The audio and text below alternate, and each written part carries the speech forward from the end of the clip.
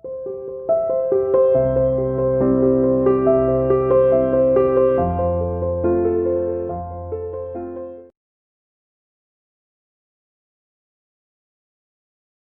Students, welcome to CR international school online classes. कैसे हो बेटा? आशा करती हूँ सभी अपने घर पर स्वस्थ होंगे और सुरक्षित होंगे। आज हम अपनी हिंदी की क्लास में एक नई चीज कर रहे हैं बेटा, निबंध। नया काम कर रहे हैं, एक छोटा सा निबंध जिसका नाम है मेरे जीवन का लक्ष्य। निबंध का क्या नाम है? मेरे जीवन का लक्ष्य। आपको पता होगा लक्ष्य का मतलब क्या होता है? गोल, एम, कि आप अपने जीवन में आपने कुछ सोच रखा है कि मुझे तो डॉक्टर बनना है, तो आपका डॉक्टर बनना आपका क्या है? एक लक्ष्य है। ठीक है, कि आपने जो भी बनने का सपना देख रखा है, मैं डॉक्टर बनूंगा, इंजीनियरिंग बनूंगा, तो आपको उस उद्देश्य तक पहुंचना, उस लक्ष्य तक पहुंचना ही आपका क्या है? आपकी जिम्मेवारी है। आपको उस लक्ष्य तक पहुंचने के लिए अपनी जी जान लगा देनी है। यही टॉपिक है हमारे निबंध का, कि मेरे जीवन का लक्ष्य। ठीक है बेटा, निबंध है। आपको ये निबंध का नाम जो दिखाई दे रहा है, इसके बाद आपको मुख्य बिंदु दिख रहे हैं। मुख्य बिंदु यानी कि जो हमने ये पॉइंट मैंने लिखे हुए हैं, इनके हमने पैराग्राफ बनाने। पैराग्राफ, अब आप समझ जाओ कि ये क्या है। पहला हेडिंग क्या है? लक्ष्य का निश्चय। लक्ष्य मतलब आपको सबसे पहले क्या करना है? इस निबंध को लिखते हुए सबसे पहली हेडिंग हमारी क्या है? लक्ष्य का निश्चय। कि सबसे पहले हमें लक्ष्य तो निश्चित करना है। जब तक हम अपना लक्ष्य निश्चित नहीं करेंगे तो हम अपने भविष्य में आगे ही नहीं बढ़ सकते। मान लो मैं पढ़ रही हूँ, लेकिन मैंने सोचा ही नहीं है मैं क्या करूंगी। मेरे को साइंस स्ट्रीम में आगे जाना है, मेरे को कॉमर्स स्ट्रीम में जाना है, मेरे को आर्ट्स में जाना है, मेरे को आगे भविष्य में कुछ करना है, तो हमने पहले से ही डिसाइड करना है कि मेरे को क्या करना है। तभी हम उसी दिशा में तो हम अधिक से अधिक प्रयास करेंगे, तभी हम अपने लक्ष्य को पा सकेंगे। तो सबसे पहले हमारा इस निबंध का जो हमारा पहला मुख्य बिंदु बनता है कि लक्ष्य का निश्चय। से सबसे पहला काम हमारा क्या है? हमें अपने जीवन में अपने लक्ष्य का निर्धारण करना चाहिए। नेक्स्ट आता है इसमें लक्ष्यपूर्ण जीवन के लाभ। जब तक मान लो हमने अपना जब निश्चय कर लिया कि हमने ये बनना है, तो जब हम निश्चय कर लेते तो हमारे जीवन में जो है हमें बहुत सारे फायदे होते हैं। कि अगर हम निश्चित नहीं करेंगे, तो मान लो मेरे को बनना डॉक्टर है, ठीक है, और मैं साइंस को पढ़ूं ही ना, तो मैं डॉक्टर कैसे बन जाऊंगी? ठीक है, अगर मैंने ये निश्चित कर लिया कि मेरे को डॉक्टर बनना है, तभी तो मैं साइंस पढ़ूंगी। तो ये क्या है लक्ष्यपूर्ण जीवन के लाभ? कि हमें लाभ क्या होगा? कि हम सही दिशा में अपने आप को अग्रसर कर पाएंगे। ये सबसे बड़ा लाभ होता है लक्ष्यपूर्ण जीवन के, कि जब तक हम अपना लक्ष्य निश्चित कर लें और उसके बाद ही हम उसी दिशा में हम अपने आप को अग्रसर कर पाएंगे, नहीं तो नहीं कर पाएंगे। ये हम इस तरह के पॉइंट जो है हम लक्ष्यपूर्ण जीवन के लाभ में लिख सकते हैं। ठीक है, नेक्स्ट आ रहा है मेरा संकल्प। अब आपने निश्चय भी कर लिया कि आपको क्या बनना है, और आपको पता भी लग गया कि लक्ष्यपूर्ण जीवन के क्या क्या लाभ होते हैं। अब संकल्प क्या किया है आपने?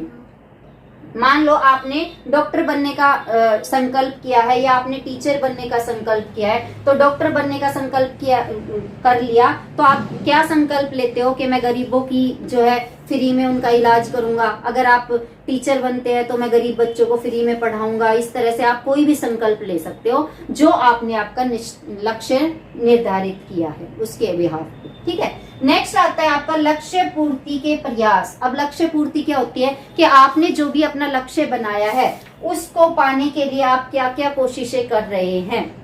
ठीक है, आप मतलब कि ऑनलाइन भी पढ़ रहे हैं, आप बुक्स से भी पढ़ रहे हैं, टीचर से भी पढ़ रहे हैं, आप नोट्स बना रहे हैं, जो जो आप प्रयास कर रहे हो वो सभी आप जो है इसमें आप लिख सकते हैं इस हेडिंग में। ठीक है, अगला लास्ट हेडिंग आती है हमारी निष्कर्ष या उपसंहार। इसमें आप क्या कोई भी अपने इससे रिलेटेड आप कोई भी संदेश आप इसमें दे सकते हो कि लक्ष्यपूर्ण जीवन के ये लाभ होते हैं, हमें ऐसा करना चाहिए कि हमें अपना लक्ष्य निर्धारित करके जब हमें अपना लक्ष्य मिल जाए तो हमें दूसरे लोगों को प्रेरित करना चाहिए कि इस दिशा में इस तरह बढ़ो, इस तरह नहीं, ये काम करो, ये नहीं। तो वो सारे संदेश आप इसके बिहाफ पे आप उपसंहार या निष्कर्ष की जो हेडिंग है उसमें आप पैराग्राफ बना के लिख सकते हैं।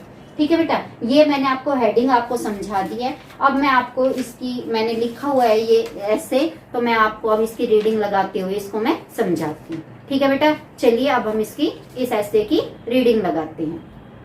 देखिए बेटा, ये आपका ऐसे है, इसकी मैं रीडिंग लगा रही हूँ। मैंने आपको पहला मुख्य बिंदु बताया ही है, लक्ष्य का निश्चय। प्रत्येक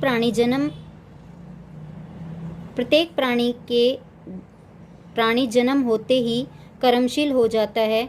यही कर्म धीरे धीरे समाज में उसकी स्थिति का निर्माण करते हैं। अपने कर्मों से ही वह अच्छा या बुरा कहलाता है। जो इन कर्मों पर ध्यान केंद्रित कर अपने कदम बढ़ाते हैं, समय उन्हें याद रखता है, वह समाज में पूजनीय हो जाता है। यही कारण है कि हमें विद्यार्थी काल से ही अपने लक्ष्यों का निर्धारण कर लेना चाहिए।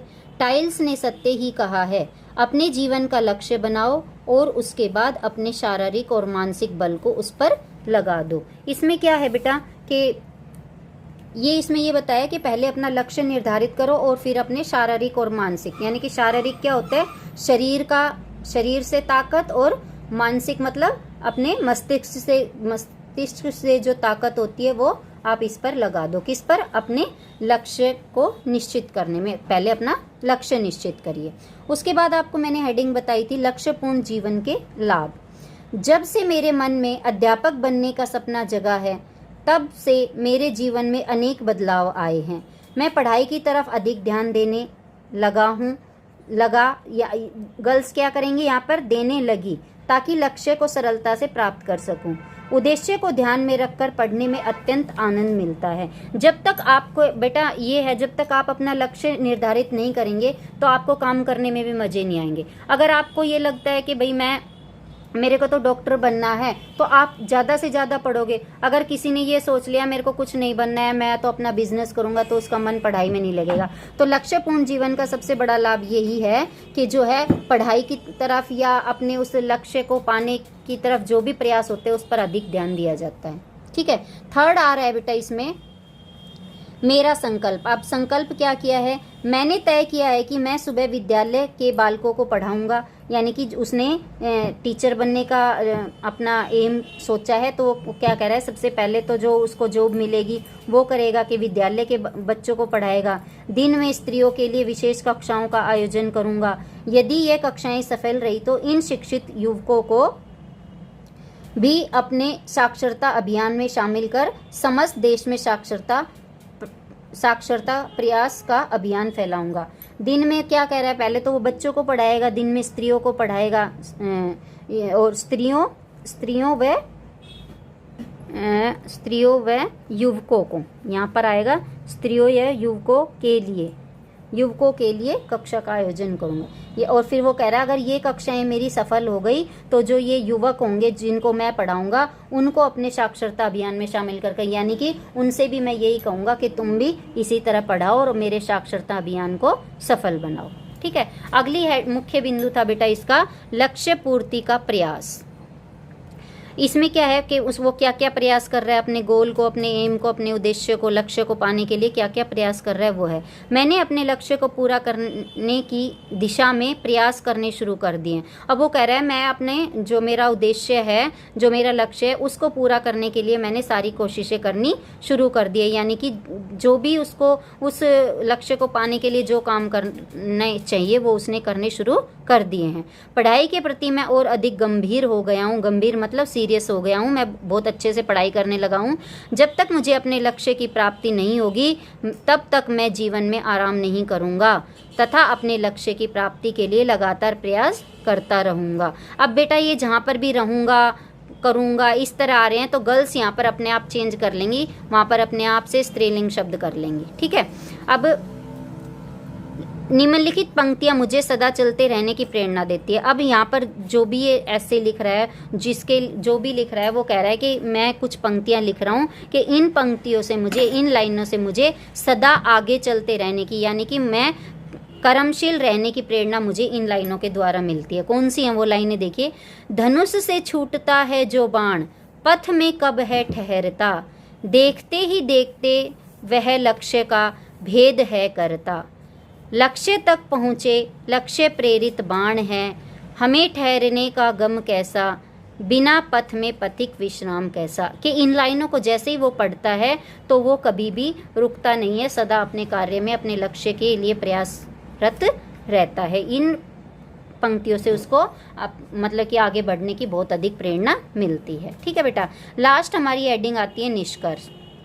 इस प्रकार शिक्षक बनने का स्वप्न पूरा होने में अभी समय लगेगा, किंतु मुझे पूर्ण विश्वास है कि मैं अपने जीवन लक्ष्य में एक न एक दिन अवश्य सफल हो जाऊंगा और मेरा संपूर्ण साक्षर भारत का स्वप्न निश्चित रूप से होगा। तो जो ये ऐसे लिखने वाला है उसने क्या सपना देख रखा है कि जो भारत है, हमारा देश है, वो पूर्ण रूप से क्या हो, साक्षर हो, यानी कि पढ़ा लिखा हो। तो वो कह रहा है कि मैंने मतलब कि अपने जीवन में मेरे को इतनी आशा है, मेरे को उम्मीद है कि मैं अपने जो मैंने लक्ष्य निर्धारित किया हुआ है भारत को साक्षर बनाने का, उसमें मैं एक न एक दिन ज़रूर सफल होऊंगा।